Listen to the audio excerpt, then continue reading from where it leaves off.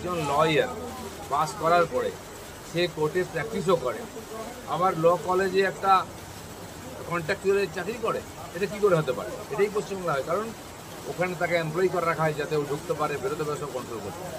পশ্চিমবাংলায় কোনো ইউনিভার্সিটিতে, কলেজেতে স্টুডেন্ট ইউনিয়নে ইলেকশন হয় না। তো ইলেকশন স্টুডেন্ট ইউনিয়ন নামে মাত্র আছে, কিন্তু প্রত্যেক জায়গায় একটা একটা ইউনিয়ন অফিস আছে, সেটা টিএমসির অফিস। আর সেখানে এই ধরনের গাঁজা, জুয়া, মদ এসব হয়, আর পার্টির লোক মহিলাদেরকে নিয়ে ধর্ষণ করা হয়। টিএমসি পার্টি অফিস মানে সেখানে মৌজ মস্তি আর ধর্ষণের আড্ডা।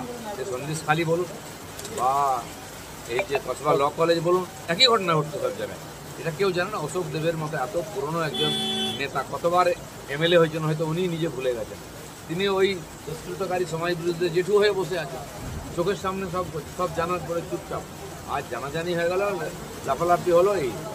আরে আমি তো বলছি যে মনোজিতের মতো ছেলেরা হচ্ছে টিএমসির গৌরব, তাকে টিএমসির পুরস্কার দেওয়া হোক।